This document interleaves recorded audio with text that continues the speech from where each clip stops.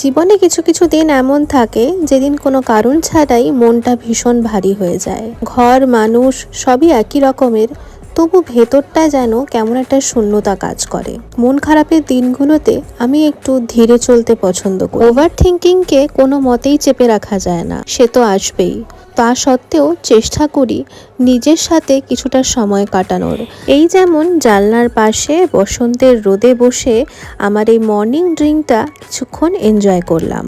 এই সময়টা আমি নিজের সাথে একটু কথা বলি। সব প্রশ্নের উত্তর সেই দিন পাই না, কিন্তু নিজেকে একটু সময় দিলে মনটা ঠিকই আস্তে আস্তে ভালো হতে শুরু করে। আমি বুঝি সব দিন ভালো যাবে না, সব দিন প্রোডাক্টিভও যাবে না। কিছু কিছু দিন শুধু বেঁচে থাকাটাই যথেষ্ট। মন খারাপের দিনগুলো আমাকে শেখায় যে অন্ধকারের পর একটা আশার আলো নিশ্চয়ই আসবে, কারণ nothing is permanent in this world.